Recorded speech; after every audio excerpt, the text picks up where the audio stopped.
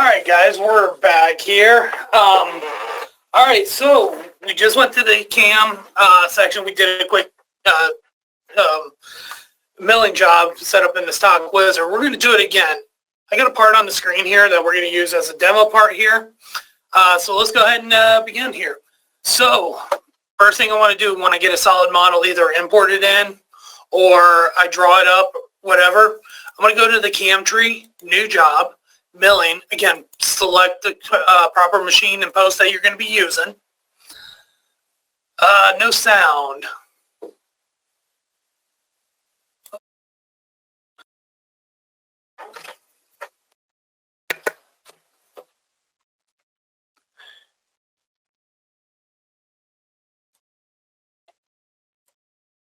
Bear with me here.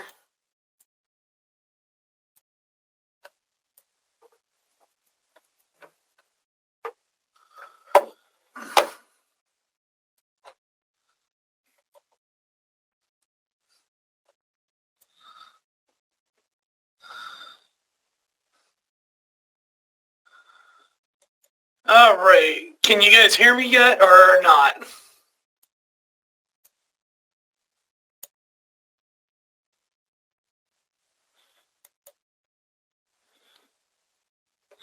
Okay.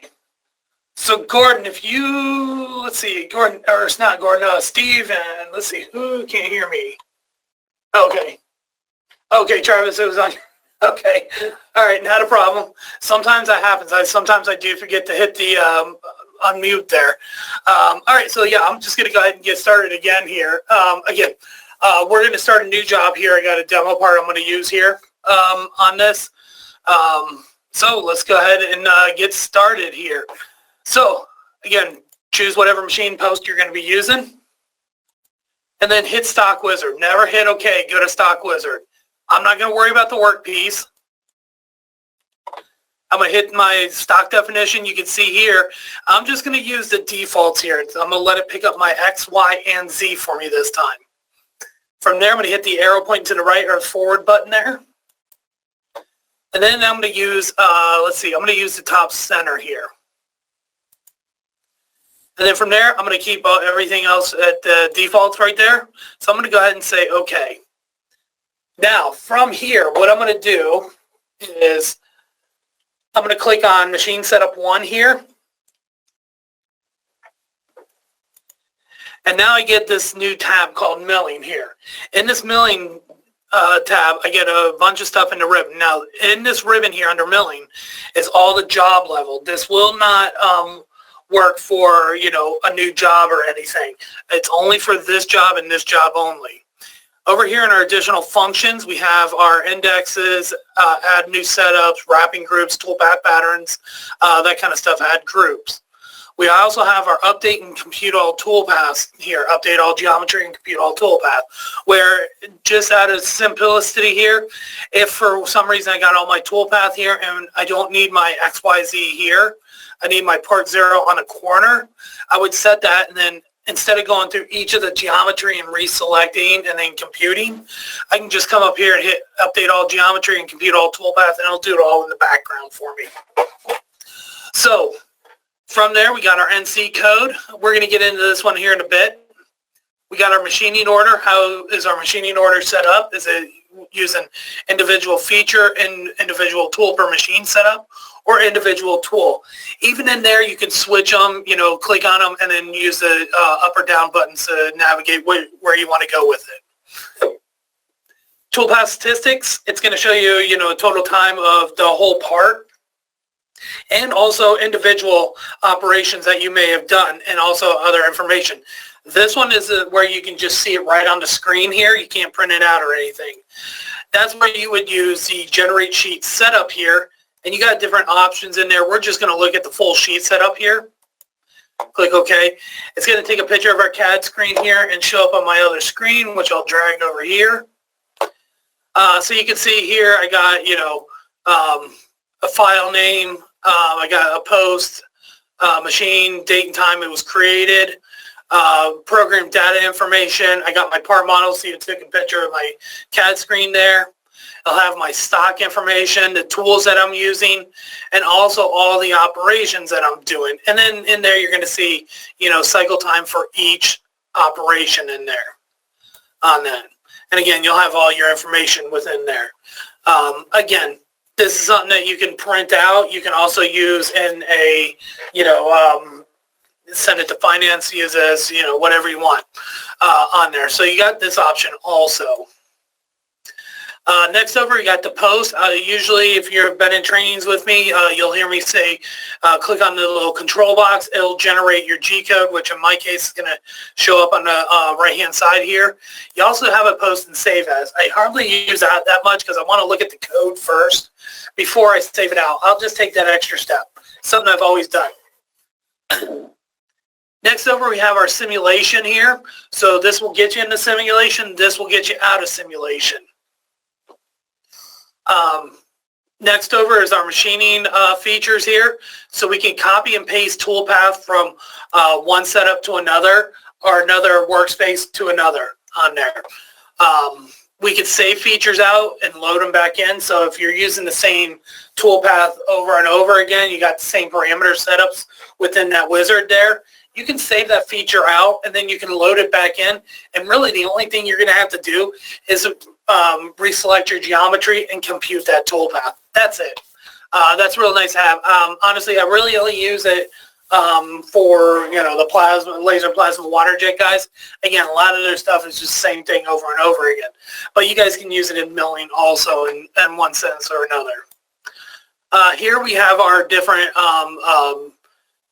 machining types here. So we got our hole making operations, our wireframe operations, our solid surfacing operations in here, and additional functions. Again, that's new in 34 is the probing in there.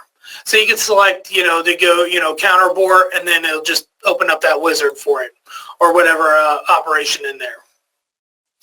Next over is our job setting here. So again, if you need to change your machine, now this is a job level now, so you're only going to see all our millings. You won't see turning, you won't see wire EDM, or mill turn or anything like that. You're only going to see milling machines in here.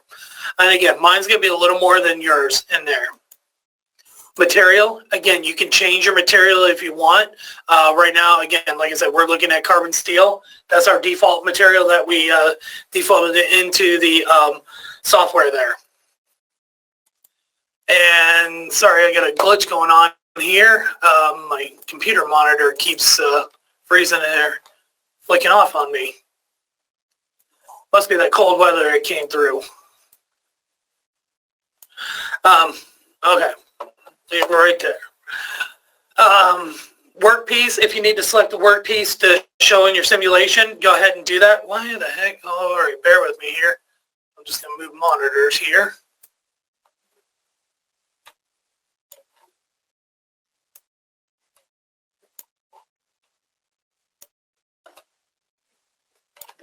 All right, give me 2 seconds here. I'm going to do something here real quick. Might see. There we go. All right, you shouldn't see any flashes now or anything. I just had to disable one of my monitors here. All right, apologize for that. All right, so workpiece, again, that's if you want to see it in simulation, cross-reference of what's been cut, what hasn't been cut, see any gouging, you can use that. Again, if you have a solid model on your CAD screen here, you're going to see that solid model show up as a workpiece anyways. Next, we got our tools. Tool library. This is all, again, this is a job level, so you're only going to see milling and drilling and generic. That's new for probing. But again, you can see you have all your mills and all your different drillings right here.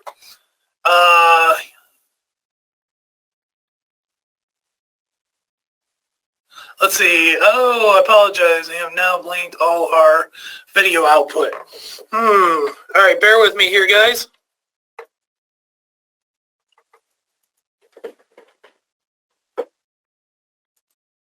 Is that better? Okay. Yeah, I don't know what's happening with this video or the monitor I got over here. For some reason, it started getting glitchy. I apologize for that. So let me see. everything else, we should be good here.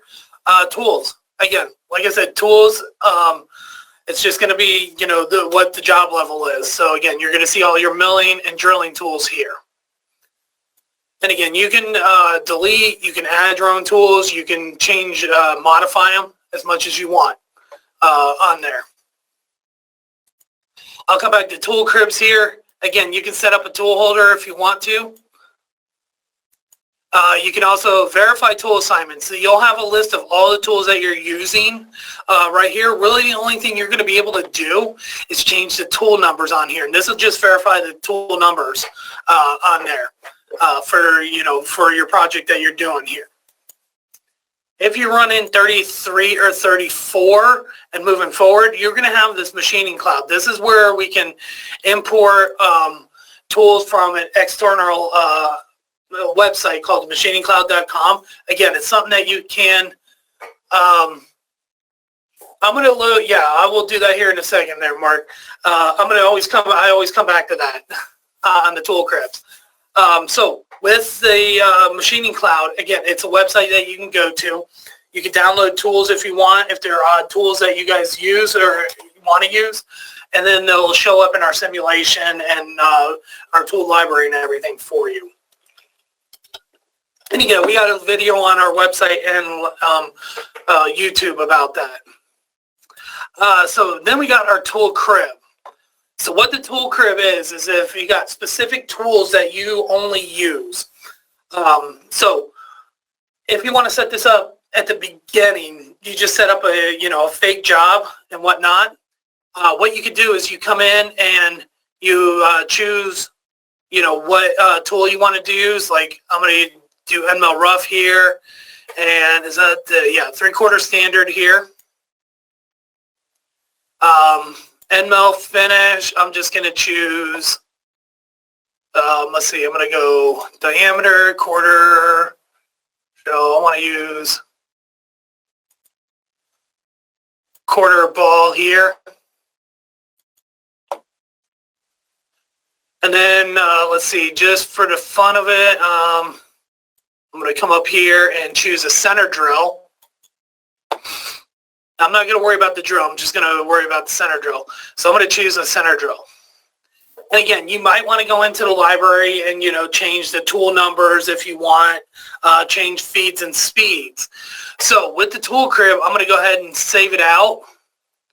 And it needs to go into your C drive, BobCAD CAM data folder, BobCAD CAM, whatever your version you're running.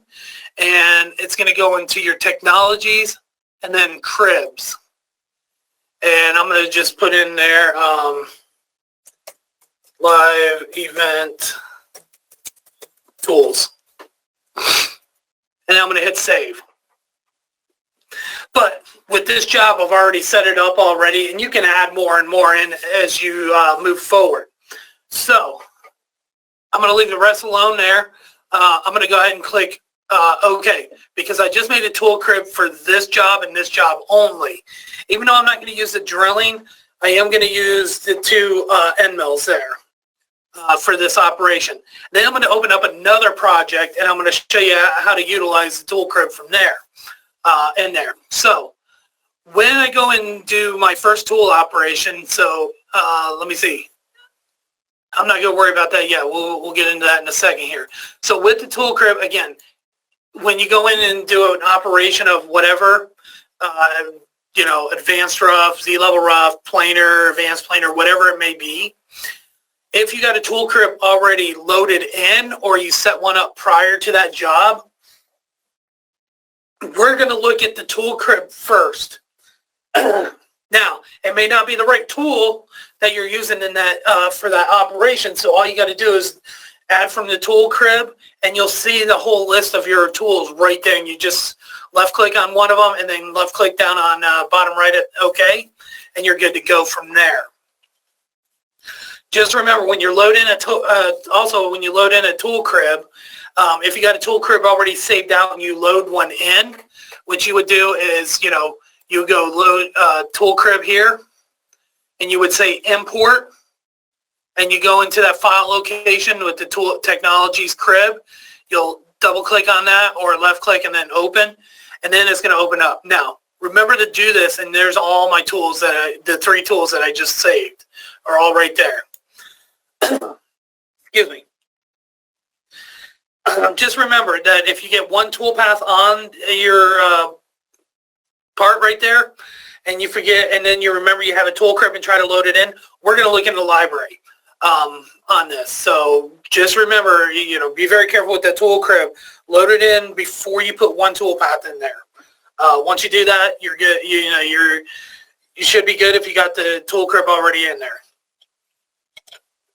And like I said, it's not the end all, the say all, but at least all your tools are in one crib. You don't have to go through the library trying to figure out if it's a ML rough, ML finish, whatever on that. So does that kind of answer your question there, Mark?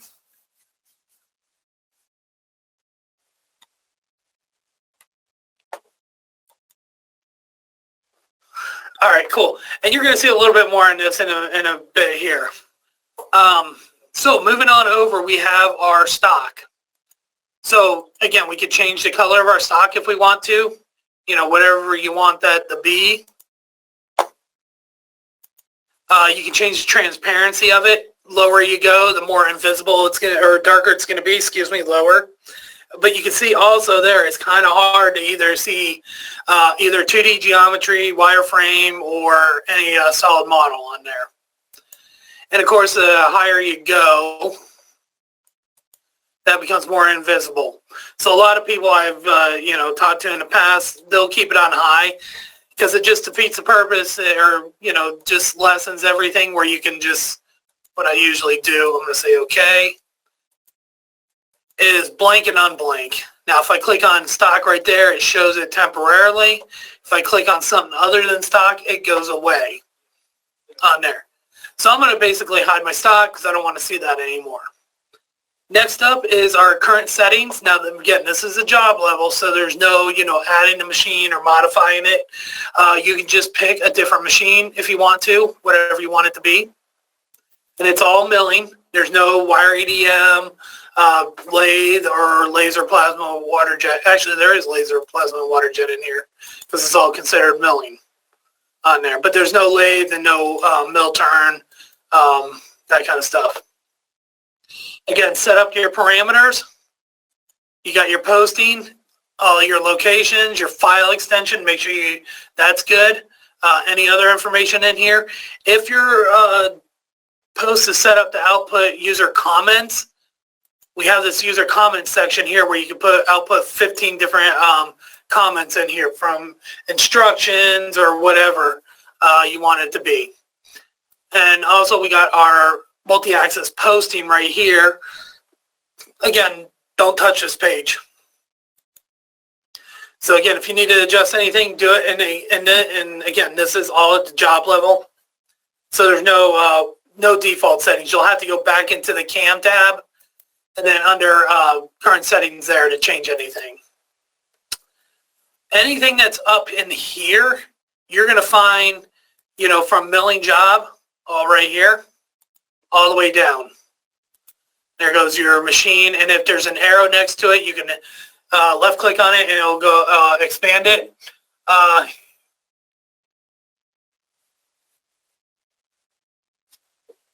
Okay.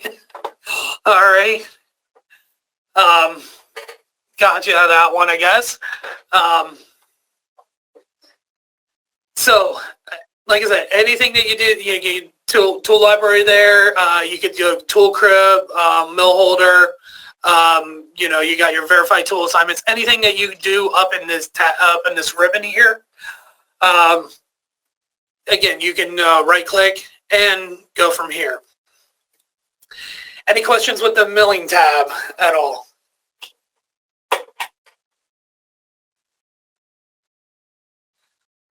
All right, so yeah, moving forward here. So what I'm going to do is I'm going to just look at I'm going to mostly look at the standard siders right now of the 3-axis. I'm not going to worry about any boundaries or anything. We're just going to, I'm going to look at Z-level rough, Z-level finish, planar, spiral, radial, and plunge rough there. So from here, and I'm going to mix them, I'm going to put them all together here. So I'm going to right click on machine setup 1. I'm going to go to mill 3 axis. Now you get 2 options in here, select geometry, select boundary. I'm going to go ahead and select geometry. Again, I'm not going to worry about boundary, which I can do from my data entry here on here. So when you're picking 3-dimensional for 3-axis toolpath, you want to select everything. Just don't cherry pick of, I want to select, just this and this on there. I want to know, if there's anything on the outside, if there's any other 3D geometry in the way that my toolpath may hit, because if you didn't select it, it'll blow right through it in the simulation and on your machine also. So you could end up ruining that part. So whenever selecting geometry in a 3-axis world, always select everything. Don't cherry pick it.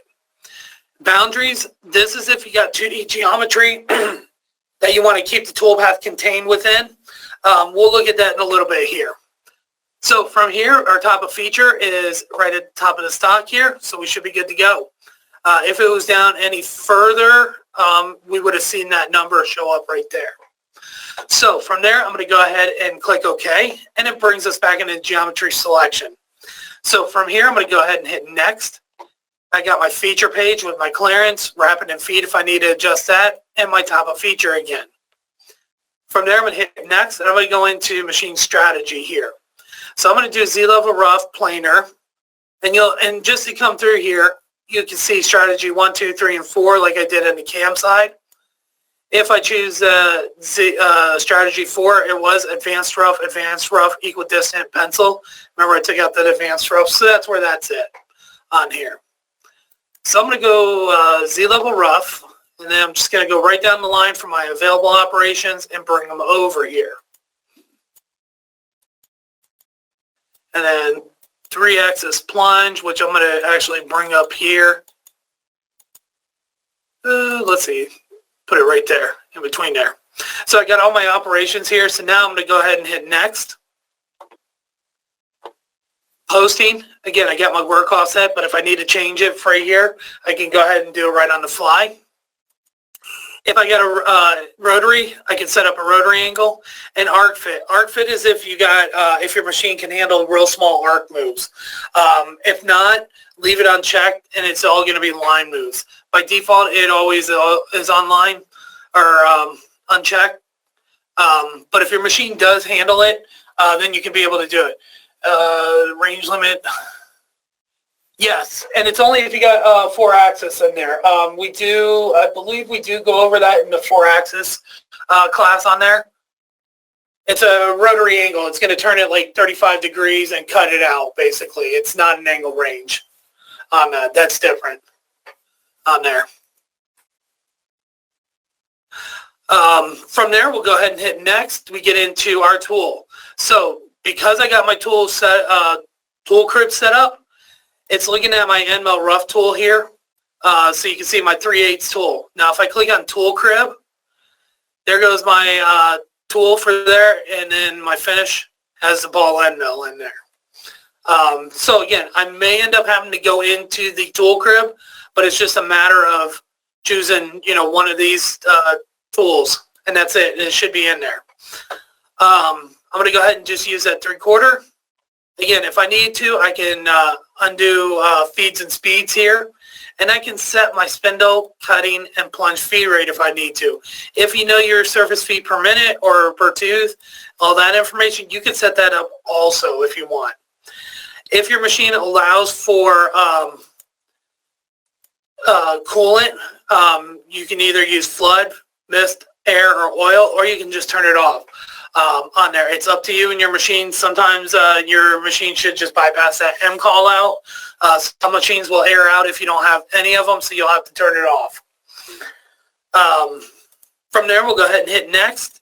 Now for the roughing, Z-level rough is just going to rough the part out. That's all it's going to do.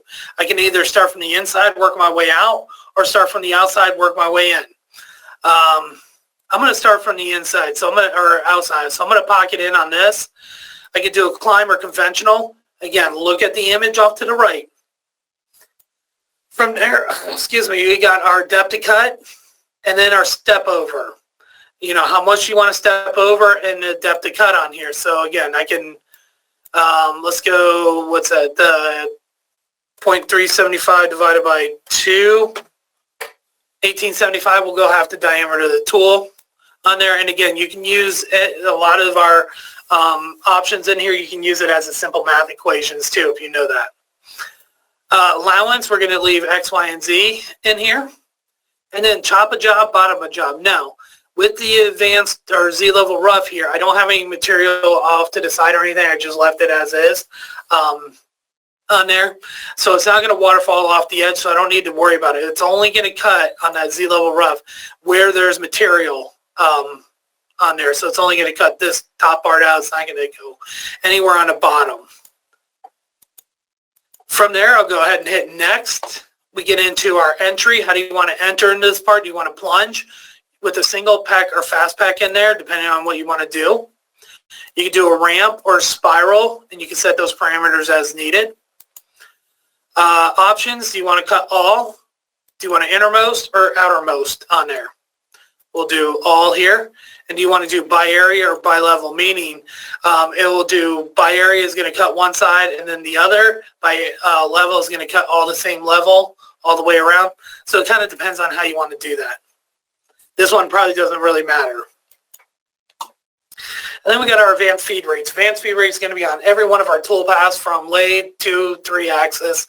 They're all going to have options in there. General override you're going to see on every single one of them. We can convert rapids into feeds. And then, we just move on from there. So the 3-axis plunge we're going to get into, again, that's another roughing operation. So again, I'm going to use the same 3/8 tool, keep all the same parameters. I'm going to hit next. Now, do I want to cut this in a zig or a zigzag? I'm going to do a zigzag. I can start at 0, 90, 45, whatever I want to do. Let's go 35 degrees. I can do a climb conventional cut on here. Which way do I want to start? That's what it's going to means when it climb or conventional. Which way do you want to start first, climb or conventional? Because it's going to end up doing a climb and conventional if you're doing a zigzag.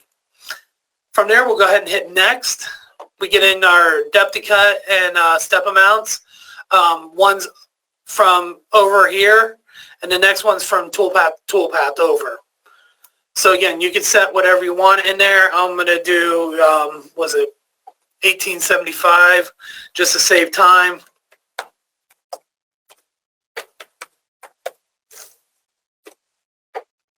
And again, I got my allowance.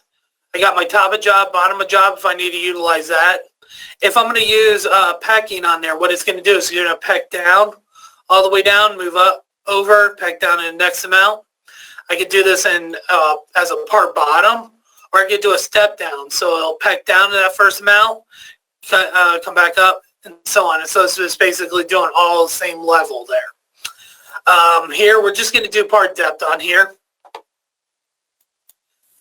Hit next. I could do extents or part bottom. Part bottom will actually waterfall all the way down. You'll see this again in the planer option also. So we'll do extents on there, just go right to the edge. From there, we got our linking. How do you want to link? Do you want to follow, or do you want to do a horizontal vertical? Because we're just doing part depth, we can just do a follow on there. We don't need to, horizontal come up and over on there. From there, we got our advanced feed rates if you need to utilize those. And then we hit next, we get into our finishing tool. So again, it's still looking for a roughing tool, so I'm just going to go into the tool crib, choose end mill finish. There's my ball end mill, and I'm going to say OK. From there, same setup as before. This one is a Z-level finish. Now, Z-level finish is a sidewall cutting tool. It's only going to cut, angles, radiuses, sidewalls. Basically, it will not cut any flats.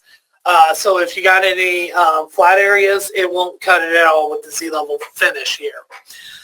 Climb or conventional cut, again, see what your direction of cut says. From there, we have our, bear with me here,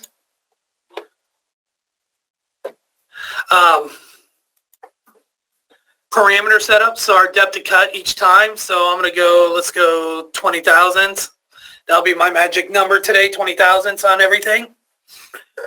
Allowance, again, it's a finishing toolpath, so it's going to be set to 0, top of job, and I'm not worried about that one right now. Ignore holes, cut holes if you need to utilize those. We got our leads, so entry, again, plunge with a single pack or fast pack, ramp or spiral if you need that. If you want to use plunge, you can use a different lead in. And whatever you use for the lead in, the lead out is going to be the same unless I uncheck it and do something different in there. From there, we go ahead and hit next. We get into our options. So again, cut all, inner or outermost.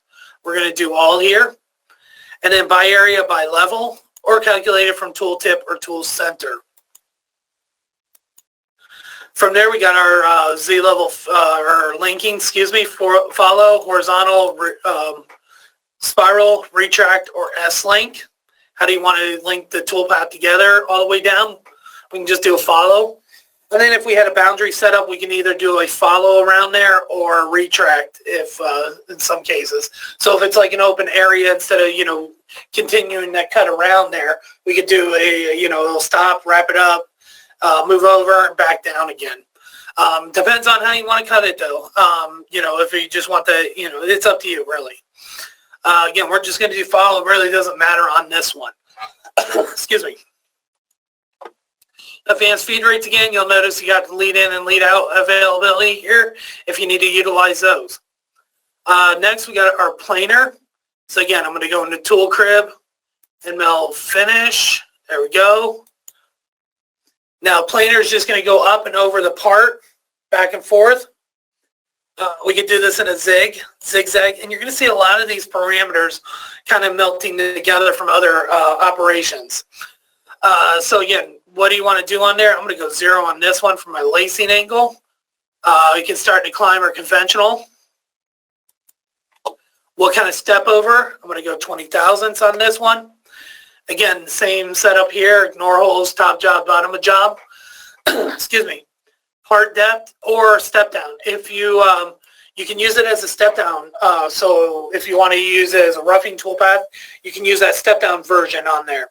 So it'll allow you to cut at different layers on there. So just remember that if you're doing something like that, you may or may not be cutting air at some point on there. So kind of be careful with that. So you can see here, if there was a sock up here, it's cutting air like right here, here, and maybe to here. From there, we'll go ahead and hit next. We get into our entry here. Again, plunge, ramp, or spiral. With the plunge, you got single pack or fast pack. We also got a lead in and lead out availability here. And then whatever you do on the lead in, lead out is going to do the same unless you uncheck it, and you could do something different if you want.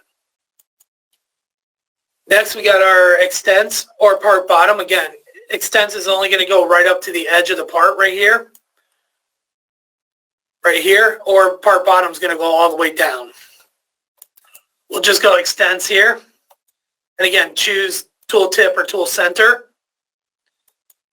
And then what kind of linking paths you want to do. Normally, if you're going to just do part depth, you're going to do follow anyways. And then we got our advanced feed rates there, again, if you need to utilize those. From there, we'll go ahead and hit next. We get into our spiral. So with the spiral, again, I'm going to use the finish ball end mill here.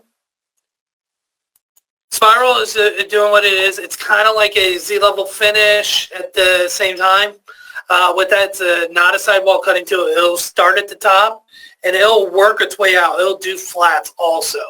That's really the only difference on there. With that, we can start inside, which means we'll start at the top of our part here and work its way down. Or we can start from the outside and work our way in. We'll go from the top, start at an angle at 0, climb or conventional cutting on there. We'll do climb. From there, we'll go ahead and hit next. We get in our step over, so I'm going to do 20 thousandths again. Now, we're going to come back in and change these up here in a bit. So I'm going to leave all the parameters the same. So outside width is from, here to here, and inside is the top of part, which I'm going to set at 0. So it's going to start at the top and then work its way down 2 inches. Allowance, I'm going to leave alone. Cut or ignore holes. Everything else I'm going to leave alone. Again, you can use this as a step-down version also if you want to rough it out with using a spiral. Again, we're going to do part bottom. From there, I'm going to go ahead and hit next. We get into our leads here. So entry, again, plunge with single pack or fast pack, ramp or spiral. And you can choose any lead in that you want. And again, whatever you do for the lead in, you can keep the lead out the same, or you can change it. From there, we go ahead and hit next. We get into our options page. So the only thing you got an option here for is tooltip or tool center. And then we got our follow or retract on there. Even if I had a boundary on there, I'd probably do a follow. And then we got our advanced feed rates if you need to utilize that. And then we got our radial cut here. So again, I'm going to use the same finish here. Oop, not even going to library. Didn't mean to do that. We'll hit OK. And again, if you need to set up any parameters, we're good to go. So from here, we could do a zigzag. We can start inside, outside. We're going to start inside, so start from the top and work its way down. Clockwise, counterclockwise cut. We want to cut all, or do we want to do intervals there? I'm going to do cut all here. I'm going to cut everything, and it's going to do this pattern here, just back and forth, up and down, all the way around in there. From there, I'm going to go ahead and hit next. We got our cut angle. Again, I'm just going to leave these all at default right now. On there, from center out, 5 inches, whatever that is. We got top of job, bottom of job if you need to utilize that. Ignore holes, cut holes. And part bottom is step down version if you need to use that or want to use that. Leads, again, same options in there if you want to utilize those. Extents or part bottom. Now we're going to kind of mix this around a little bit here in a minute as soon as we get done. And then from there, we got links. Again, I'm going to do follow because we're doing part bottom. And advanced feed rates from there. Now, you'll notice we don't have any more next. We're done. We got finish and compute. Finish will hold all our parameters, which I'm going to hit right now. And I'm going to come up here and do a save as. And I'm going to go to my desktop, and I'm going to hit save. I'm not going to name it or anything. And then from there, I'm just going to right-click on Feature 3-axis, and I'm going to compute all toolpath. Or I could have gone up to my ribbon there and compute all toolpath from there.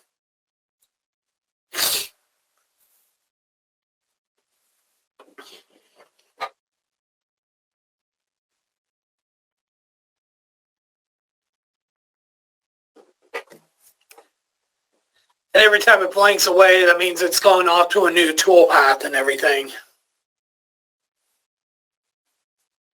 And there we go. All right, so one thing I'm going to do here is I'm going to right-click on Feature 3-axis, come down here to blank on blank. So I'm going to look at this in isometric view. So there's our Z-level rough and what it's doing. There's our plunge, it's just plunging down off the stock there. Our Z-level finish, our planar, spiral, and our radial. Radial is not too bad. I might tighten up that a little bit. So any one of these, let's go ahead and I'm going to right click on Feature 3-axis. I'm going to do a post yes, no. Now what I'm going to do here is I'm going to go into Z-level rough. And we're going to look at Z-level finish. But before I do anything with Z-level finish, if I don't want to go all the way down, what I could do is I can right click on Z-level finish and I'm going to edit it. And it brings me into the tool page here for the Z-level finish. I'm going to hit next. Next again. Now I'm going to use top of job and bottom of job. Now I don't know what that distance is, so I'm going to go ahead and click on pick here. And I'm just going to pick that edge and say OK. And there it is, 1 inch. Now I'm going to go ahead and add a little more to that. I just used it as just a base point. So I'm going to go negative 1.0625. And I'm going to just hit next and then finish. Now what I'm going to do here is I'm going to right click on Z-level finish and I'm going to compute that toolpath.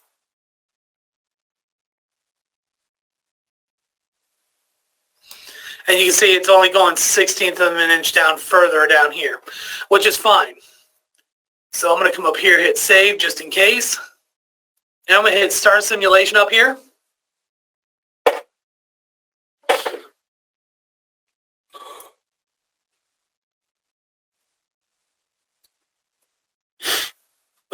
load up. Now in this simulation, I'm just going to go ahead and hit run here. And I'm going to kind of speed that up a little bit.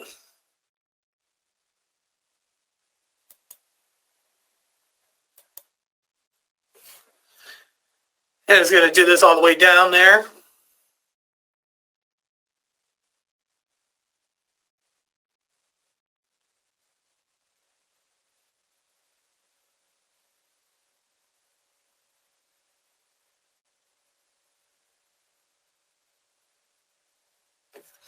And you can see here in your simulation, if you got this progress bar up, you can see a little tick mark, and that's where the end of your one toolpath is, and then to the other one. And it could be whatever. In this case, it's going to be a Z-level rough into the Z-level finish.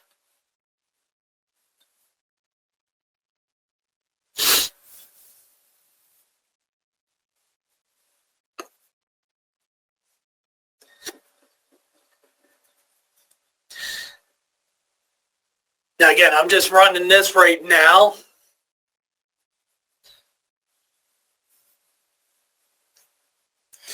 Next time we go through, I'm going to do another toolpath, just run it all the way through. Next one's I'm going to skip through. I'm going to use the roughing, one of the roughing or the other, and then we're going to skip through it. And this is the last pass it's doing. It should be making some cleanup marks in there.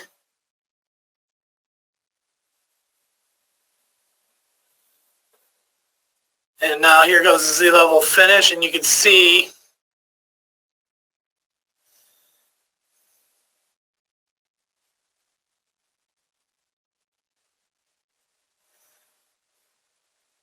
it's more of a sidewall cutting tool, so again, and it's going to get down to the bottom of the sphere here, and it's going to come out to here. It's not going to do anything right out in the center here.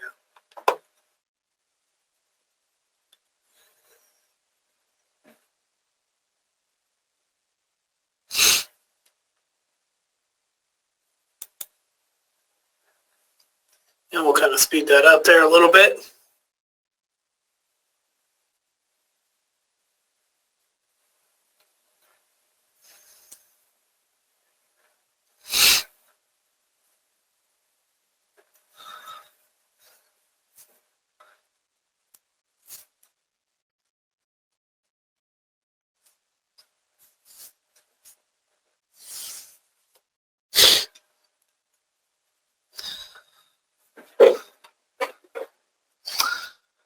Let's see, Travis got a question. Now all of this was before we assigned a material to our stock. Yes.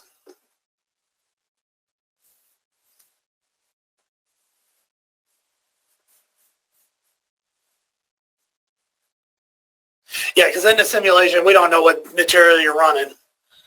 But you can see here with the Z-level finish and the Z-level rough there, because there wasn't the Z-level rough, because there wasn't enough when it does a step down and step over. Say it's going down 0.1, 0.1, 0.1.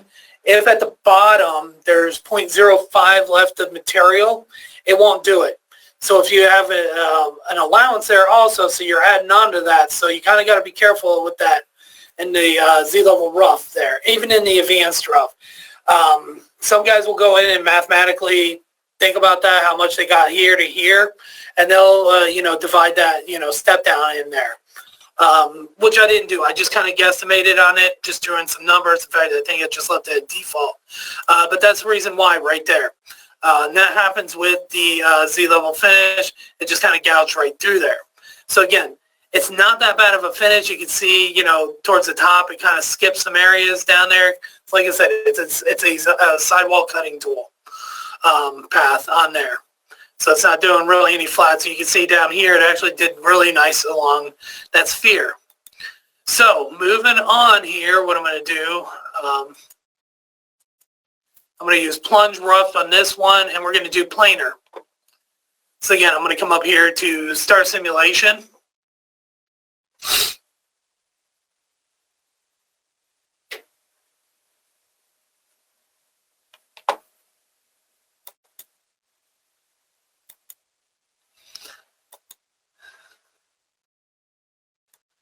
And you can see what the plunge roof is doing. And I got it going at 35 degrees.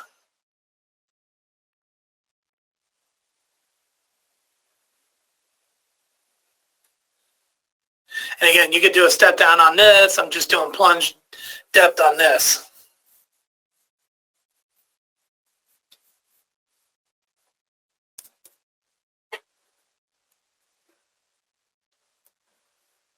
Right mouse click allows you to rotate the part. Left mouse click allows you to pan it right, left, up, and down. And then if you roll your mouse wheel in towards you, it comes in towards you and away from you. And wherever your mouse is, it's zoomed to cursor. So wherever that cursor is. And you can see that's just a back and forth pattern here. This one isn't good on sidewalls here. Only like top of the surface, that kind of stuff on there. So you can see on this one, it's actually leaving material along the sidewalls here.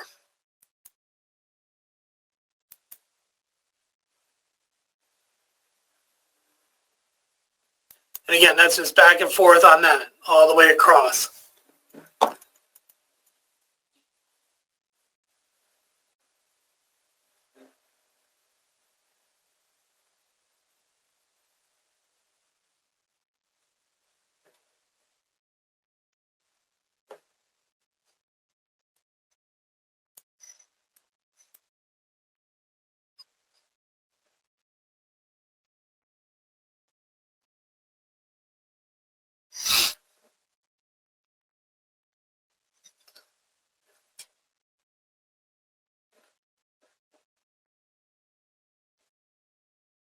And there we go. Not a bad cut all in all. Like I said, it's not a good sidewall cutting tool, so just like the Z-level finish, it's leaving material on the sidewall, where on the Z-level finish, it left it at the top on there. So again, I'm going to exit out of simulation. And I'm going to turn off, I'm going to use Z-level finish here, or Z-level rough. And I'm going to go to spiral here. But before we go to spiral here, you can see it's not going all the way down. So in that case, I need to go in and edit this. I hit next, and I'm going to go 6 and 6 because I know it's symmetrical. Again, that's going to be way too much here, but I'm going to do something different on here.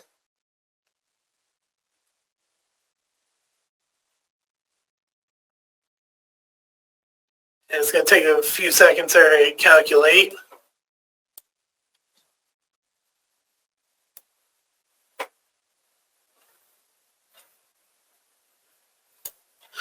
So you see it waterfall all the way down because I used 6 and 6 on there. And you can see actually down the sidewall, it's not a good sidewall cutting tool either. But what I'm going to do, because I want to make sure, I don't want to go just straight down here. I want to kind of move out a little bit here. I'm going to use the top of job and bottom of job feature on this one. So I'm going to go to parameters. I'm going to go top of job and bottom. And I'm going to put in there -1 because I know it's 1 inch. Hit finish again and let it recompute.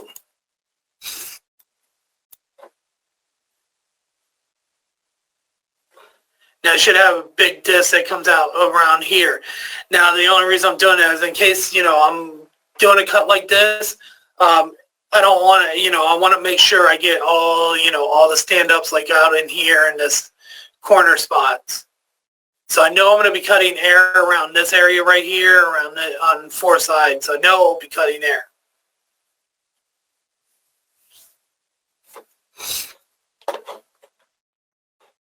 There we go.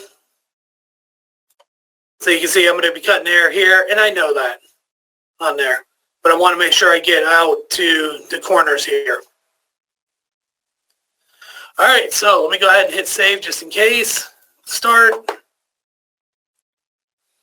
And once we jump in here to the simulation here, instead of boring you guys and going through the roughing toolpath again, I'm going to come over here to my move list, and I'm going to left click on operation 2.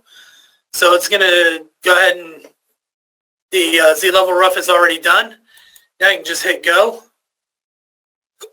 And you can see it starting at the top right there. And again, I could have set that parameter like 0.1 out or something off the top, but I just started at 0.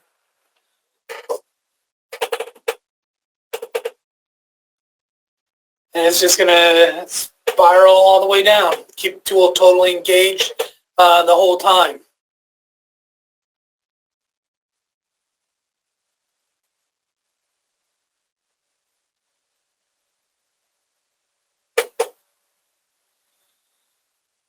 And once we get down past the halfway mark on that sphere, it'll be kind of spacing out a little bit because it's going to be more of the sidewall touching on there. There we go.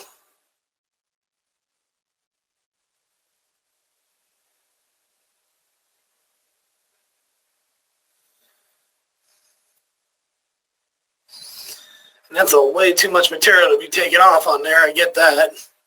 I know somebody will mention that. But at least you're getting to see the material being taken away anyway, so that's fine with me. And again, it's on a computer. It's not on a machine. I'm okay with that. So you can see it just keeps spiraling all the way out. So you can see how I can use, overextend something. I can use top of job, bottom of job, and, achieve more than what I wanted, or maybe, keeping the same process going throughout the whole thing. Again, I might have to go in there with a different operation, but if I can just do it with the spiral and it looks fine, I'm good with that. You can see it just it's gnawing away there.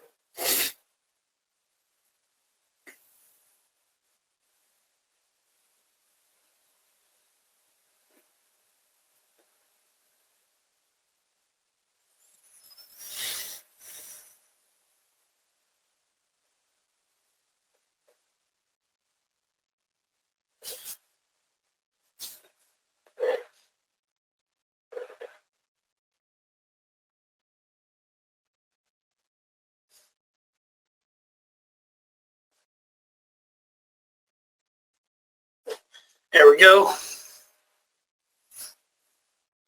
And there it is. Like I said, it's not good at the sidewalls, but, it's good on the top half of the part there. On that. So again, we'll hit stop simulation on there. And let's see, I'm going to go ahead and use radial. Now again, I might have to go in and mess with the angles on there because I got it set to 5 degrees. I may want to go like, 1 or 2. It's going to leave some scallops in there, but, if that's kind of look you're looking for, that's cool. You can go with that. So again, I'm going to come over here to my move list, and I'm going to hit next operation.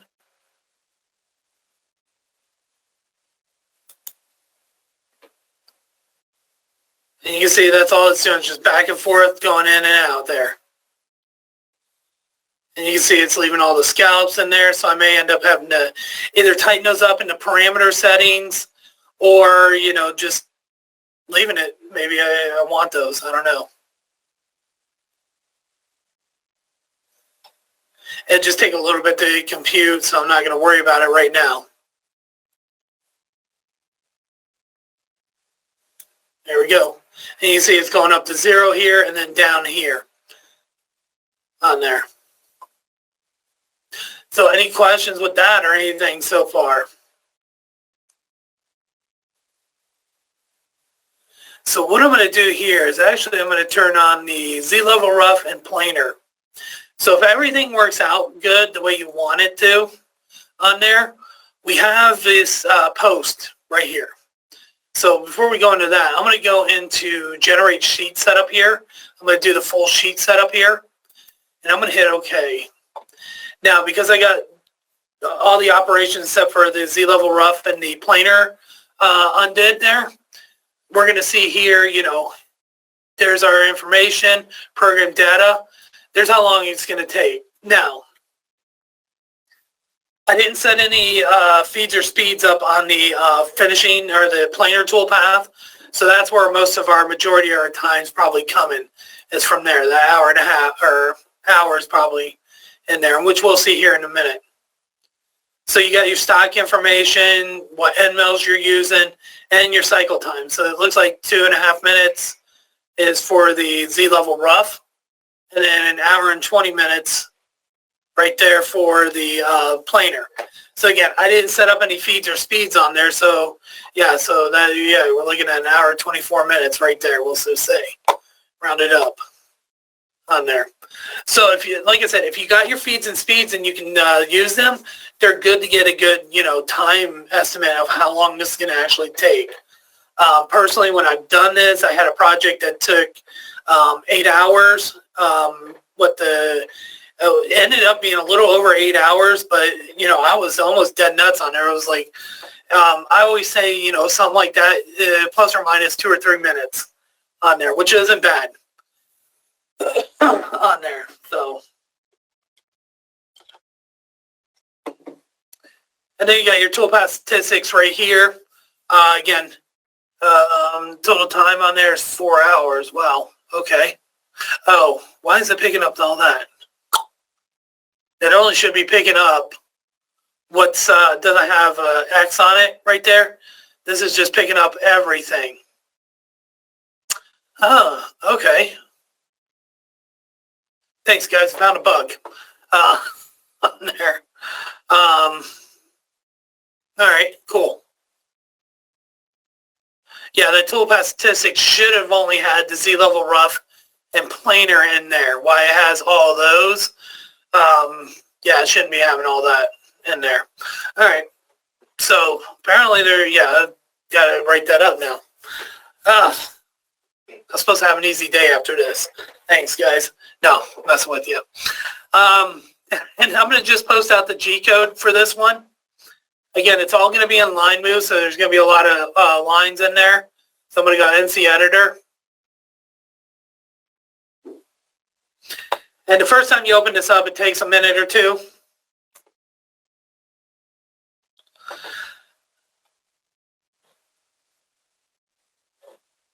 Now I'm not going to look at the Pro side of it because not everybody has Pro. So everybody should have at least standard. It does come with the software. Again, all your, raw text is in one color. All your G codes in another color. You got your tool M callouts right there. There's your X and Y's are all different colors in there. And occasionally you'll find a Z, but because we're running line moves, you're not going to really see too many Z's in there. This is Z-level rough, so now it's going to go down to the next level, which is right here, from here to here, and then it's going to do all that level in there. So that's what that's doing on there. So yeah, there's all your code and everything ready to go.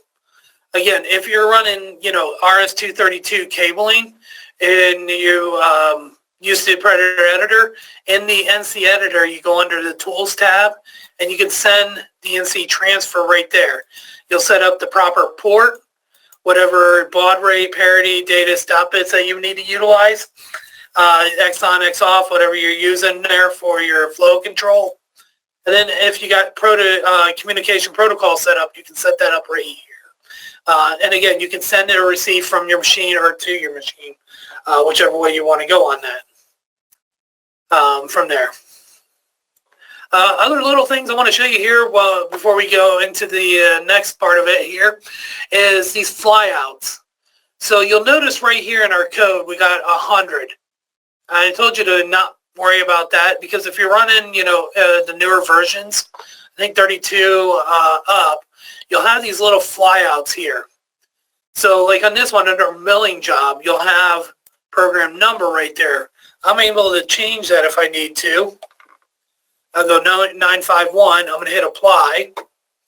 Now I'm going to repost out my code here.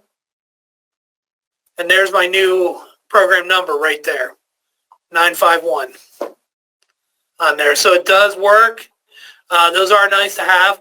If you want to turn them off, you come down here to enable, disable flyout on the bottom right of your screen here. And you just left click on it and you'll notice that they're all gone away on there. I did at one point find that they were annoying, but once I got used to, changing program numbers. That was probably the biggest thing I wanted to use it for, was showing you that.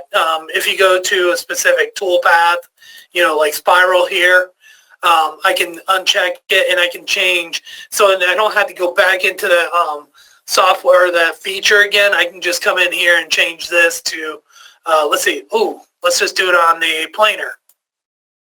So we'll uncheck planer here, and let's see, we'll go cutting feed rate, we'll go 200, and we'll do 30 here, and the spindle, we'll go 18,000.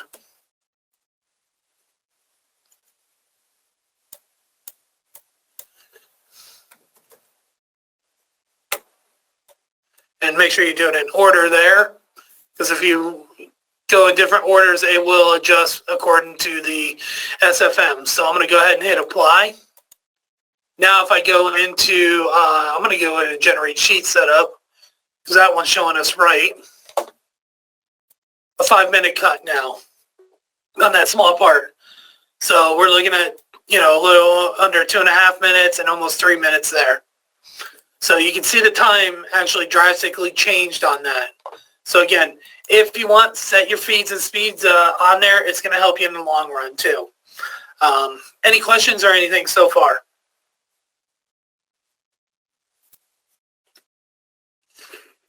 All right, so I'm going to show you a few things in the Pro side toolpaths here. Let's see, do I have a nice, yeah. So I'm going to go here under examples. I got this, let's see, this PC, C drive, data. I'm going to go version 34 examples. Let's see, I got a bottle. There we go. So I got this bottle mold in here. So let's see.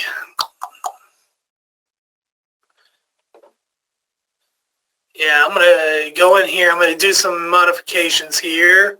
So I'm going to get rid of these boundaries that they got, or 2D geometry on that. I'm just going to leave it as is. Actually, I'm going to come over here to layers, add a new layer here, and I'm going to come over here to create 2D. I'm going to go to extract edges here, and I'm just going to pick on that surface right there, and I'm going to say OK. And cancel it. But I'm going to undo that because I'm going to do that again there. I'm going to select this surface. I'm going to project it up into Z. I'm going to go 3 inches. And OK and cancel. Now I'm going to turn off that eyeball right there. I just want to see this geometry. Now what I want to do is go under utilities and let's see, trim to. Will this work here? There we go. Nice.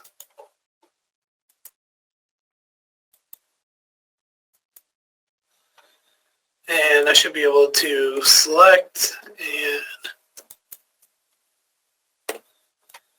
so I got a boundary here. I'm not going to work. I'm going to cut up a little bit in here. That's not a problem, but I'm not going to cut in this area. So from here, let's go ahead and look at an isometric view here. Let's go to CAM, new job, milling, again, whatever machine you're running, stock wizard.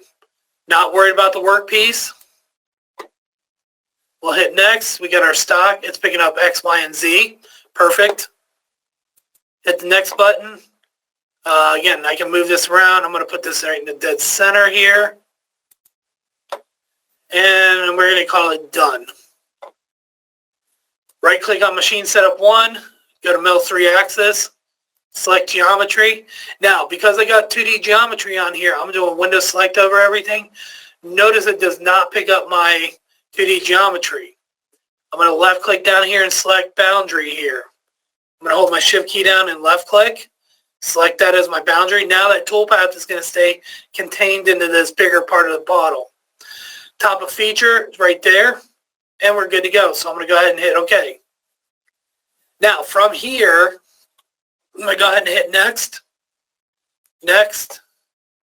I'm going to do an advanced rough on here. And let's see, I'm going to do advanced planar, and advanced C-level finish. Those are really the only ones I'm going to get into today on this one. So remember, you can mix and match between standard and pro. The differences between the standard and pro is the amount of questions that they're going to ask you within all the features of standard and pro. Pro is going to be a lot more options to choose from, basically, and questions to answer. Tools, pro is going to give you a lot more different tool option selection, where in standard, it only gives you an option for end mill rough, end mill finish on there. So depending on what you're doing and how you're wanting to do this, you can almost actually set it up, if I'm doing like a C-level rough and advanced rough, almost the same thing on there. It's just a matter of what kind of questions I need to answer. So let's go ahead and look at this. So advanced rough, again, I didn't set up a tool crib or anything on here, so I kind of messed up, but it's going to look in the tool library in here on this. So if I can, right now I can go ahead and hit cancel. I'm going to go into milling tools here, tool crib. I'm going to go import, and let's see, I'm going to go to 34, technology, cribs, import my tool crib. There goes my 3 tools. I'm going to OK that. So now when I go in here, because I didn't actually start off a new job,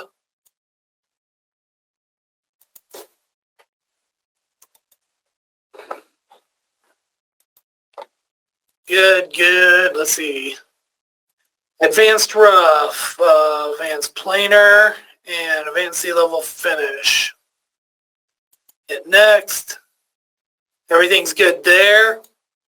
You'll notice now it's picking up my 3/8 tool. That's good. I'm going to use a flat end mill. Now here you got different options. Just like in the roughing, C-level rough, you had offset in or offset out. Same thing, offset in or offset out. Start from the inside, work our way out. Start from the outside, work our way in. More spiral, do a continuous more spiral around the part. Doesn't matter what geometry is, it'll do that. Parallel cutting. You could do a parallel cut just back and forth on there. Or you can do adaptive roughing or tricordial cutting if you want. On this one, I'm going to do a parallel cut, and I'm going to go lacing direction at a 0. And that's going to be going in the long ways, because the way BobCAD reads 0 and 360 is if you're looking at a clock, is at 3 o'clock. 90 is at the Y direction, or 12 o'clock on there. So we'll go 0. We'll go zigzag on here. Smooth corners is if I want to smooth out any of my corners in here, around here. Not worried about it because not everybody has that. I'm going to go ahead and hit next. We get in our depth of cut and our step over.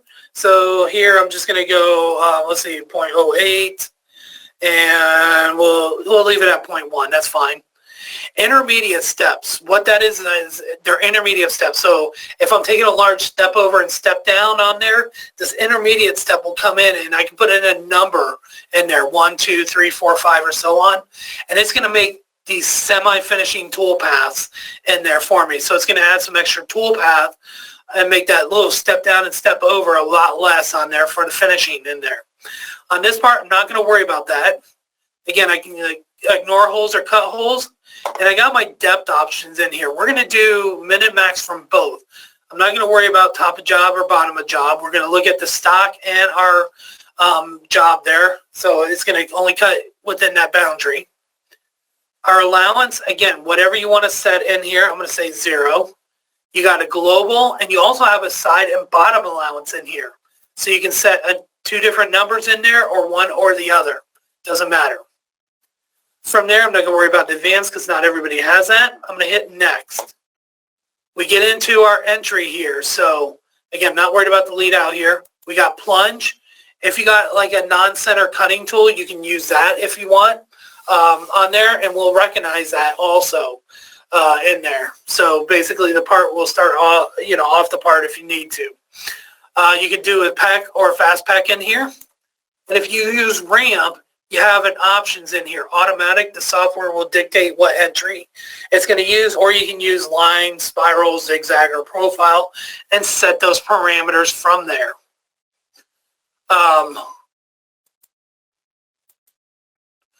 From there, yep, this should be good. We'll hit next. Rust roughing. Rust roughing allows you to come in, say you're going to do 2 advanced roughing features. Okay, one with a bigger tool and one with the smaller tool. When you finish up on the bigger tool one, you'll come into the second advanced roughing feature. You'll get to the options page. You'll click on this rust roughing. Your previous tool diameter will show up here, and then if there's a radius and allowances, they'll show up right here. And then they'll recognize that smaller tool, all it needs to do is cut in the areas that the bigger tool could not fit on here. Same thing with rust finishing, but you can't mess with rust roughing and rust finishing. It's got to be rust rough, rust finishing, or rust rough on there. It can't be rust rough and rust finish on there. From there, if there's any flats in your project there, you can use flatlands. You can cut by area, by level. Tool tip to tool, or tool center to tool inside or outside. We'll come back to that one here. I'm going to use tool center because there's and each one and the other tool paths, they got a better description of them in there. Intermediate steps, you want to do it at the last step, so it'll finish up doing all the advanced rough, and then it'll come back in and do all the intermediate steps for you. Or you can do it after each step there. From there, we'll go ahead and hit next. We get into our linking. How do you want to link the toolpath? Direct, S-link, or full retract between toolpaths. And then on the between groups, if you're jumping over from one area to another, you can do a direct, S-link, or full retract on that. Gouge Check gives you an option to gouge check your tool and holder, where if you know your tool is going to be too small to get into somewhere, you can gouge check certain areas, or if you got a clamp over an area, say it's going to stop here, come up, over, and back down, and continue cutting out the ear if you're doing something like that. You can either retract the tool or you can do a trim and relink, and with the trim and relink, you got different options in here. All up to you. I try to use the gouge check as my last known thing. If nothing else works, then I'll go into a gouge check and start checking surfaces to see if I can get the correct toolpath that I want to utilize. From there, we got our advanced feed rates again. If I need to utilize those, again, different toolpaths can have different options in there. From there, we hit next. We get into our planar toolpath. So again, I'm going to go into the tool crib. I'm going to hit ML finish, but you'll notice you got all these other options in here. Some of you might not have barrel tool depending on what version you're running. I believe that started in version 33, so 32 and below should not, I don't think has them. I know 31 doesn't for sure in there, but barrel tools are, different tool options if you want to utilize them. We're going to go ahead and use 1/4 inch ball. Again, keeping it easy as possible here. Again, if you need to set up any parameters, feed rates, you can on here, and just go in here.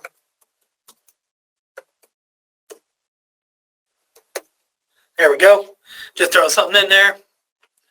Do I want to do a zigzag? Do I want to do it go an upward motion, or do I want to do a downward motion? We'll do a zigzag. Let's see.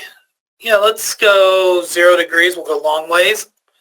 And we'll start in the upper left-hand corner. And if I wanted to, I can use rounded corners. So instead of going in as far as I can to the into the cylinder there, I can kind of do a radius on there. I'm not worried about that right now. Hit next. We get into our parameters. So we got standard, whatever your step over want to be. You can do adaptive. It's going to add some extra toolpaths, so you can set a minimum and maximum. Or you can do perpendicular, where you got your step over, pass extension, and your threshold amount or distance in there. Oh, again, we're just going to keep it set as simple as possible, and all your other parameters if you need to utilize those. Again, you can use this advanced planer as a roughing toolpath with multiple passes that you can do a step-down version in also. And with that, you can have either do slices or passes, depending on if it's going to go across the top and then down to the next level, or is it going to go down to final depth, move over, final depth, move over, that kind of way, step on there. Again, we're not going to worry about that. and we hit next, we get into our leads. So what kind of entry do you want to do? Plunge, single pack or fast pack, ramp or spiral, and what kind of lead in do you want to utilize in here? Let's do a vertical tangent, and whatever we do on the lead in, the lead out's going to do the same unless you uncheck it, and it'll do something different in there. From there, we hit next, we get into our options page. So say that red is our boundary, so we got tool center, or we can say tool inside or outside that boundary. So and it's going to be on all sides there. It's not just one side or another. You can't choose that. So if you want the toolpath to come outside that boundary a little bit, it's going to be on all sides. If you want to stay within the boundary or stay, inside, it's going to be all the way around, just not certain areas. Again, we'll do tool center on here. We got extents, part bottom, or 3D extents. That'll kind of just break the edge. I'm going to do part bottom. We don't really have to worry about it because it's looking at our boundary anyway, so I'm going to go past that. We'll come back in and look at the angle ranges here in a bit. There's a rest finishing. You can see it's picking up previous tool operation. It won't work due to the fact that it is a roughing operation that was previous. And again, tool tip or tool center. Hit next, we get into our linking. How do you want to link our toolpath together? Look at your image off to the right. There. Blended spline or full retract. I'm going to do blended spline. And then we've got our gouge check again and our advanced feed rates. So again, from there, we'll go ahead and hit next. We get into our advanced C-level finish here. And I'm just going to go and choose our end mill finish here. Say OK. Hit next. So do I want to go from top to bottom, or do I want to go from bottom to top? Do I want to do a zigzag? It's going to, every toolpath, it's going to change direction. Or do I want to spiral and just keep tooling engaged? Yeah, let's leave a spiral. We'll do a full climber conventional cut and rounded corners again. From there, we hit next. We get into our depth of cut. We can machine flat sides only. We won't do any radiuses there. We could do machine vertical walls only. We won't do any angles on there. Or we could do adaptive cutting, where you could set a minimum and maximum step over on there, and you could do a trim adaptive passes. Not everybody has that. Again, that's going to just add some extra tool path in there. So we're going to just do regular here, 20,000s. Again, everything else is the same here. Our leads, again, plunge, single pack and fast pack, ramp or spiral. And what kind of lead in and lead out do you want to do on this? So I'm just going to do vertical on this one. And from there, I'm going to hit next and get into my options. We'll come back to under angle ranges here. So you got the same thing for boundaries. I'm going to do part bottom on this one. Rest finishing, rest roughing. It should be picking up the 1/4 inch this time. By area, by level. And then we got undercuts. If you have a tool that you're able to do undercuts, it's only going to do the amount as much as your shaft is. So just remember that on there. So it will do some undercut, just as how much it's actually going to take. We got follow, direct, horizontal, vertical, spiral, S-link, or full retract. And we can do a follow on there. And then you got a link in position where you can offset your start point right there. So it's going to start here and just going to offset. So instead of having that witness line all the way straight down, you can offset it if you want. And there. And then from there, you got our gouge check again if you need to utilize that. And our advanced feed rates. So I'm going to go ahead and hit finish here because I don't want to compute anything yet, just in case. And I'm going to throw this on the desktop and save. And I'm going to go ahead and hit compute.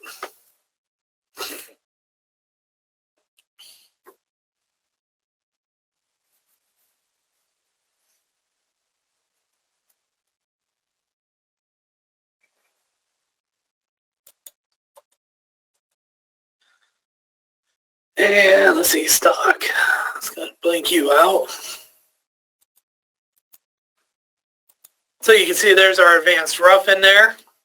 Just back and forth, it's following our boundaries. our planer.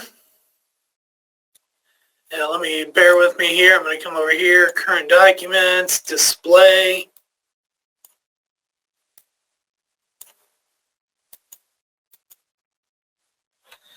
So you can see, there we go, it does nice on the bottom and everything. And then our Z-level finish, or advanced Z-level finish, you see it's not doing any sidewall cutting there. So this is where the angle range would come in handy for something like this. So I'm going to go under Advanced Planer, hit Edit here, and let's see, go under Options. And this one I'm going to use 30 to 90. So I'm just going to use those parameters right there. And I'm just going to use 0 to 30 on this one. And just because I'm going to just hit compute and redo everything here. So you're going to see what's going to happen here in a second.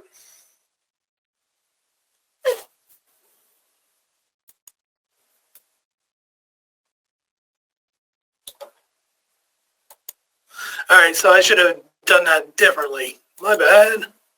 My mistake. So this should be 0 to 30.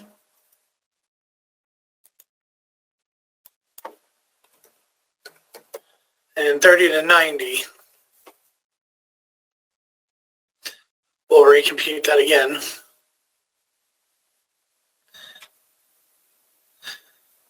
There we go. And again, I might have to go in and mess around with this because it thinks it can actually do the top half of something. But you can see here, it's only doing pretty much the bottom part. And then the Z-level finish, or advanced Z-level finish. Now I can go in and mess with those parameters in there where, you know, I can kind of overlap them a little bit if I wanted to. So I can take like this, advanced planer, go under options, and let's go 45 now. And we'll go here and we'll go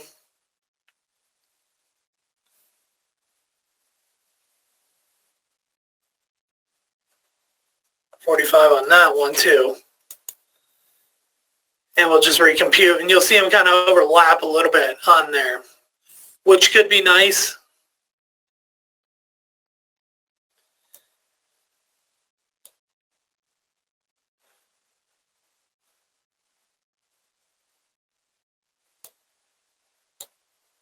So you may get a better tool path in there if you need to on that. So we'll just hit start simulation.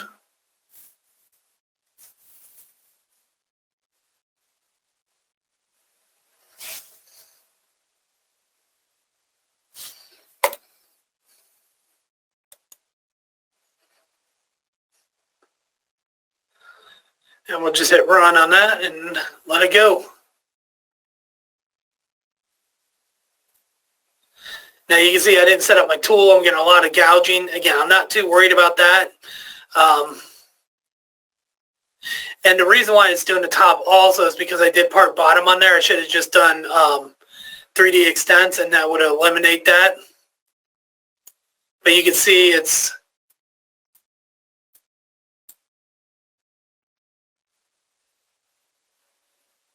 planar right there.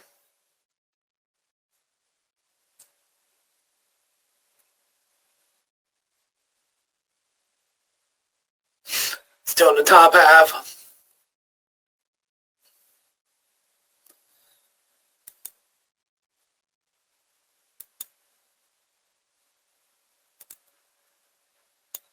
And now it's doing the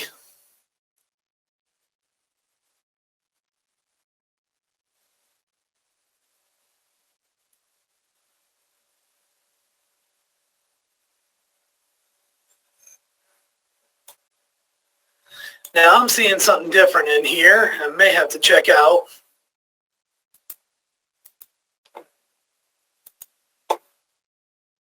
Oh, I'm going from bottom up.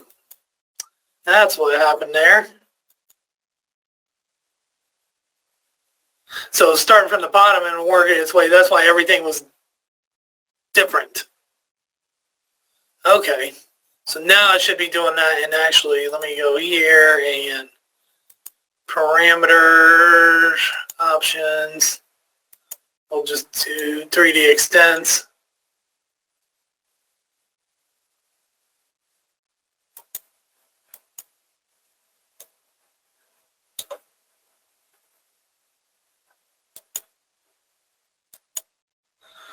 There we go. So you can see there we got all our toolpath and everything. So now if we go into simulation, it's going to start from the top and work its way down on the Z-level finish. Now I probably could possibly go in there and rearrange these where, you know, the Z-level finish, advanced Z-level finish is first, and then my, in fact, I can probably do that. One or two ways I could do this. I could take it from here and I could drag it down. So you can see I got my Z-level finish first, and then my planer. I'm going to drag it back the other way. Or I can go to my machining order, take my advanced Z-level finish, and nope, it's not going to let me do that. Yeah, because there are two finishing toolpaths on there. It won't let me do it in the machining order. So I'd have to do it from here. Make sure you save it out just in case. And now it should do the advanced Z-level finish first.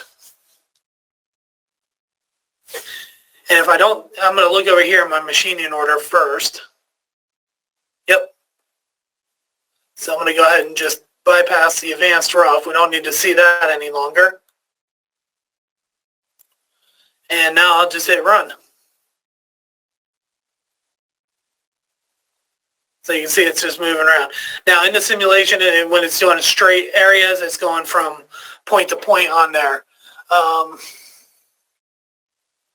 Yeah, version 33 will allow you to do the same thing there, Mark. Yeah, you can drag features.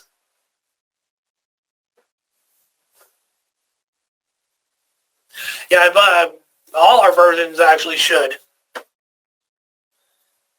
I've been doing that one since version 25. And that's when I've been here, so. You can see here now we're just doing the back and forth.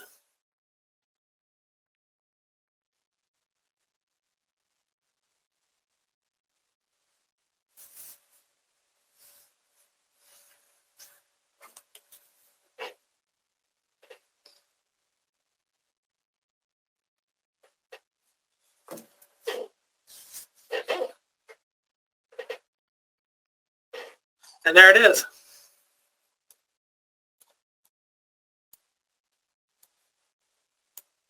And again, it's probably not the best finish in there, but it was just something I'm just throwing in there. Again, I can go over here to my toolpath statistics.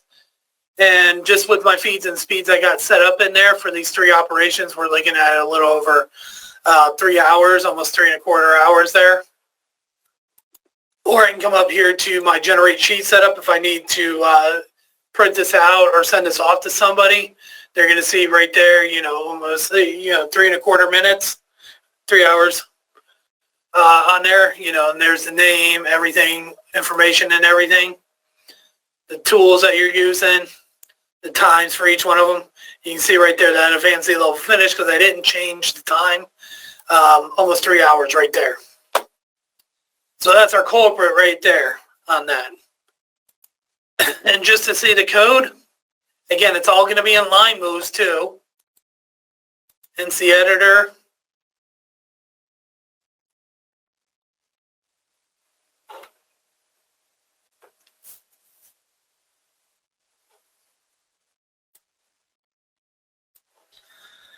And there it is all right there.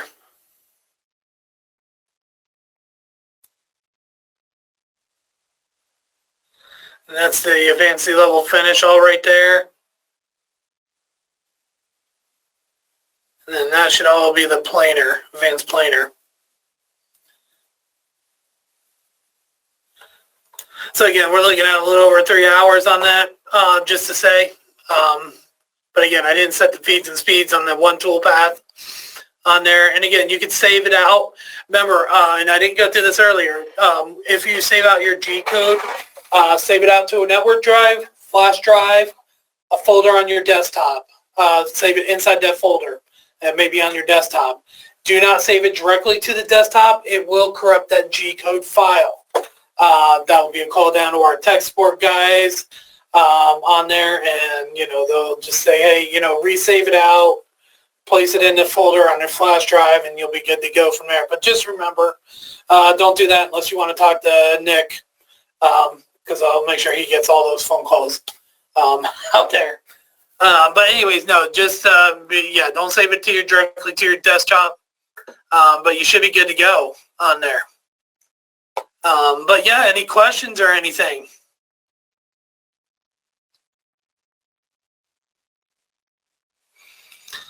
All right, guys. Well, I'm pretty much done, actually. I'll hang out here for another half hour. If you guys have any questions, feel free to ask them. If not, you can go ahead and take off if you want. If you don't have any questions or anything, you're taking off. Have a good Thanksgiving, good holiday. We won't be on Thursday, of course. So anybody who doesn't celebrate Thanksgiving, we won't be in the office on Thursday. So again, we'll pick it up again on Tuesday. We'll see you then. Let's see. To save your G code out there, Mark, you can save it to, the best thing to do is probably just save it to your flash drive. But if you don't have a flash drive handy, you can save it inside a folder of some sort. So if I take, so I'm going to go ahead and just make a folder here on my desktop. Let's see. I'll get to your question there in a second, Travis. I'm going to call it G code. Now I could take that code, do a save as. I'm going to keep it there, and where's my G code folder? I'm just going to save it to my G code folder. Or you can save it directly to your desktop, or not your desktop, your flash drive, I mean. What happens if you save it to your desktop? It could corrupt your G code file. So, and the worst thing that's going to happen is just you're going to get errors on your machine. Nothing will break down. You'll just get errors. You too, Tony. Thank you. I appreciate that. And Tony says happy Thanksgiving to everybody out there too.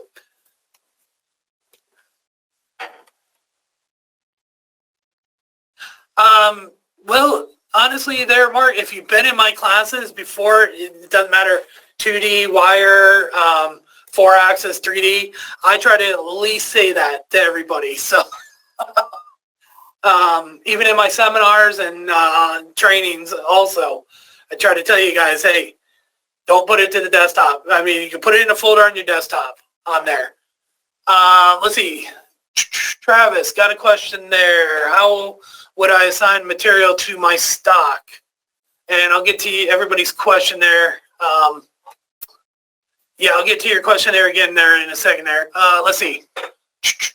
Travis, how would I assign material to my stock? So in here, I can either, once you go ahead and do the stock wizard there, Travis, again, it doesn't matter what the stock is. You can come down, down here to stock in your CAM tree. Expand that button right here, and you get this material right here. There's your material. If I want to, I can edit that. Opens up my material. So then I can go into, let's say plastics and polycarbonate right there. And there it is. I can assign it there. Now, again, you can save that as your default too on that. Is this the same in 30? Yes, it is. Yeah, it's the same in 32 also on there.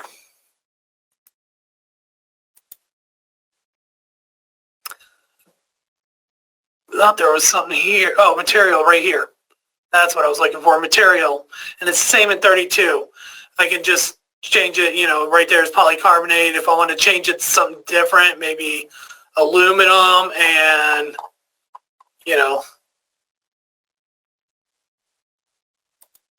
6001 there. You can see it changed right there. So a couple different places on there.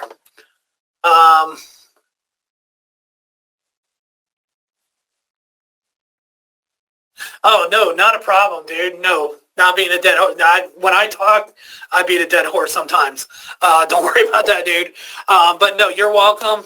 But yeah, two different places to find it. Again, in the milling job right there. Or if you right click, expand your stock, and then right click, and then you can edit from there. You'll be good to go. Let's see. There's a couple questions I think I missed here. Let's see. Nope.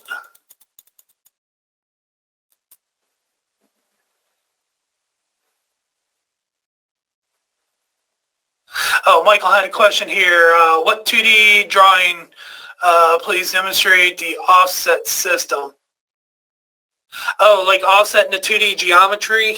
Are you talking, let's see, open up a new window here. I'll just make a rectangle here, nothing big. Are you talking about this feature right here, the offset right here?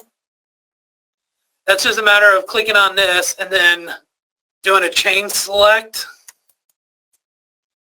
And depending on where you started at, it's either going to go in and you can set number of distance, or you can change it to left or right, outside on there.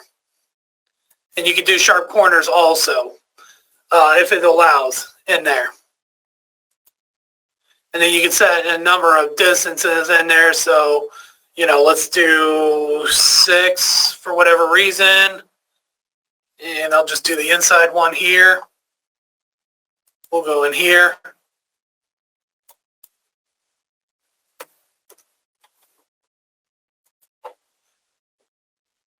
So you can do something like that. Is that kind of what you're looking for there, Michael?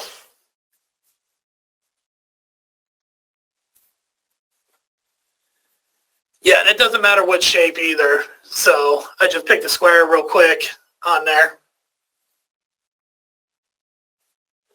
And then let's see, Mark, you had oh yeah, the corruption. You're welcome, sir. Yeah, the corruption. Yeah, the only thing you're really going to get is probably error messages on your machine. With that, nothing's going to get damaged or anything. It'll just say you can't read the file for whatever reason, because there's read-write issues between the NC code and your desktop. But if it's in that folder, it protects it, basically. I'll see you next time too, Michael. Have a good one there. Does that kind of answer your question there, Mark?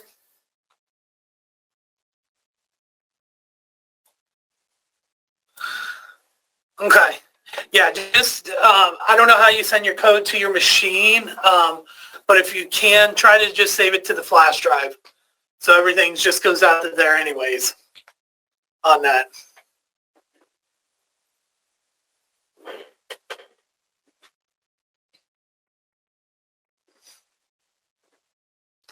Yeah, any other questions?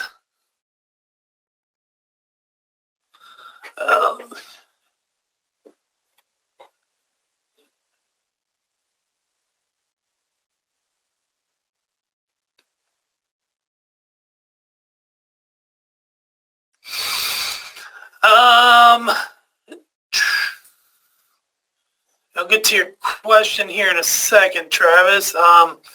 Let's see. Oh, you're welcome, Travis. Yeah.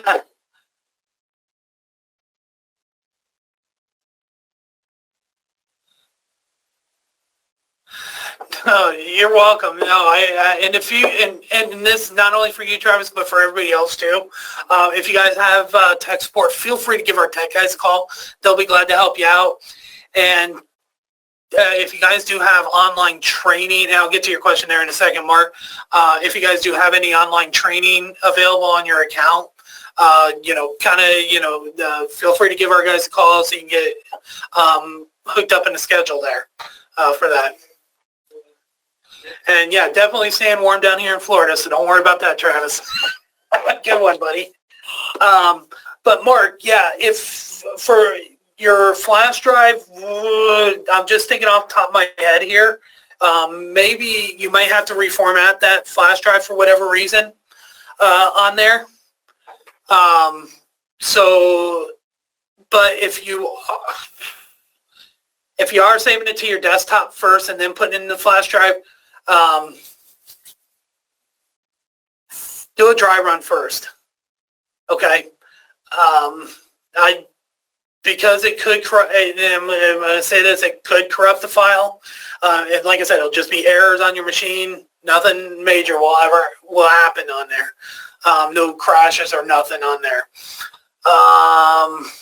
But if it's, and I'm also I'm going to play devil's advocate here too for you, Mark. If it's working, keep it. Keep working with it. Okay. But on the other side, I'd like to see you do it on the, put it in a folder. Yeah, exactly. Yeah. Yeah, I don't want them sent to Alex there. No problem. No, but yeah, if it, yeah, like I said, I'm a devil's advocate here. If it's working, keep working with it. If it's not, put it in a folder first and then transfer it into the flash drive. But I'd definitely check out your flash drive first. It may need to be reformatted on there.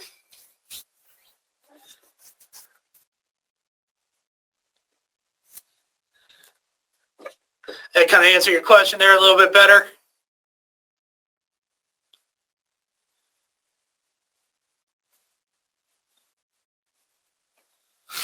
Thanks. And good questions too. From you, Mark, and from everybody else too.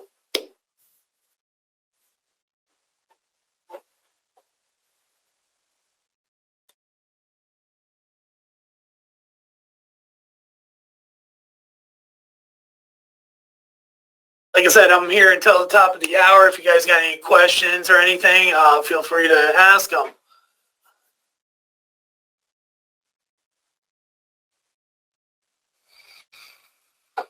I could probably ask him, what kind, he'd probably ask me what kind of class, 2D, 3D,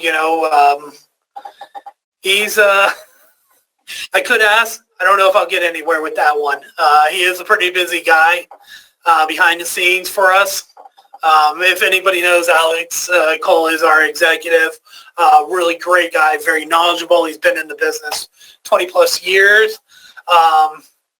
He's just a wealth of knowledge on there that he has. So, and behind the scenes, he's doing a lot of work, behind the scenes, not only for, training department, but for posting and for the tech guys also, and for the company in general. So he's got his hands in a lot of hats there, or baskets, whatever you want to call it, say, on that. But I can definitely ask him, Mark, see what he says on there. Since it is the holidays, I'm pretty sure I'll catch him in a good mood, hopefully, and ask him. But yeah, any specific class, maybe we can probably squeeze one in there.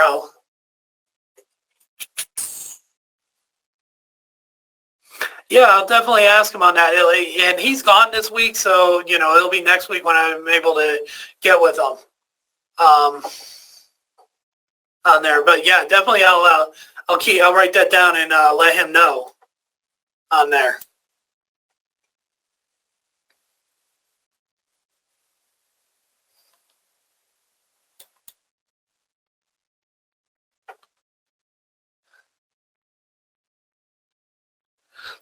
Will do, Mark. Will do.